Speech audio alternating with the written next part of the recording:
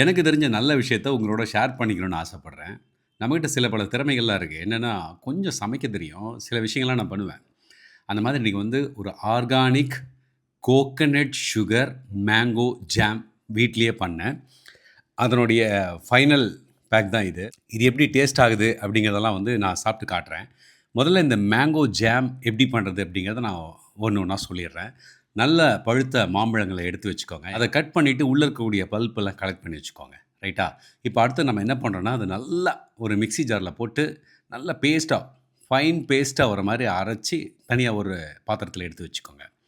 இப்போ நம்மளுக்கு கொஞ்சம் அகன்ற ஒரு பாத்திரத்தை எடுத்து அடுப்பில் வச்சு கொஞ்சம் தண்ணி ஊற்றி அதில் வந்து நார்மலாக ஒயிட் சுகர் யூஸ் பண்ணுவாங்க. அதுக்கு பதிலாக நான் வந்து டிவைன் ஃபுட்ஸோடைய கோகனட் சுகர் வீட்டில் இருந்தது. ஸோ அதை யூஸ் பண்ணி பண்ணால் எப்படி இருக்கும்னு நான் ட்ரை பண்ணேன். It came out really well. இந்த கோகனட் சுகர் ஆட் பண்ணிவிட்டு கொஞ்சம் ஸ்டிர் பண்ணோம்னா ஒரு மீடியம் ஹீட்டில் வச்சு பண்ணும்போது கொஞ்சம் பாகு நிலைக்கு வரும்.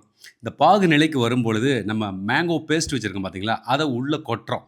அதை மிக்ஸ் பண்ணிவிட்டு அதில் வந்து லெமன் ஒரு ஆஃப் அ லெமன் எடுத்து அதை ஸ்க்யூஸ் பண்ணி லெமன் ஜூஸ் உள்ளே விட்டுட்டு, அதாவது உப்பில்லா பண்டம் குப்பையிலேன்னு சொல்லுவாங்க. அதனால் கொஞ்சம் சால்ட்டையும் ஆட் பண்ணி மீடியம் சிம்மில் வச்சுட்டு நல்லா கிண்டிக்கிட்டே இருக்கணும். கிண்டிக்கிட்டே இருந்தீங்கன்னா உங்களுக்கு அந்த பதம் வரும். ரொம்ப நேரம் ஆகும். பட் பொறுமை இருக்கணும். அதனால வந்து கிண்டி விட்டுக்கிட்டே இருந்தோம்னா அந்த மாய்ஸ்சர்லாம் போயிட்டு அந்த ஜாம் கன்சிஸ்டன்சிக்கு வரும். அது வந்த பிறகு கொஞ்சம் சூடாறின பிறகு அதை எடுத்து நம்மளோட ஒரு கண்டெய்னரில் போட்டு பாட்டில் கண்டெய்னரில் போட்டு வச்சுட்டிங்கன்னா பிரெட்டுக்கெல்லாம் ஸ்ப்ரெட் பண்ணி சாப்பிட்றதுக்கு கொஞ்சம் சூப்பராகவே இருக்கும். இங்கே பாருங்கள், கண்டெய்னரில் போட்டு வச்சுட்டேன். ஒரு பிரெட் பீஸ் வச்சுருக்கேன். இந்த ஜாமை தடவி சாப்பிட்டு பார்த்து எப்படி இருக்குன்னு நான் சொல்கிறேன். இங்கே பாருங்கள், இது ப்ரிசர்வேட்டிவ்ஸ் கிடையாது. நம்ம வீட்டிலேயே பண்ணுறோம். ஆர்கானிக் மேங்கோஸு, கோகனட் சுகர் யூஸ் பண்ணியிருக்கேன்.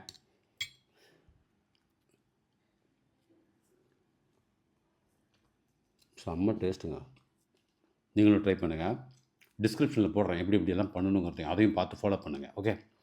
முக்கியமான விஷயம் சொல்ல மறந்துட்டேன் பாருங்கள். இந்த வீடியோ உங்களுக்கு பிடிச்சிருந்தா உங்களுடைய ஃப்ரெண்ட்ஸ் அண்ட் ஃபேமிலி கிட்ட ஷேர் பண்ணுங்கள். ரீபோஸ்ட்லாம் பண்ணலாம். உங்கள் இஷ்டம்.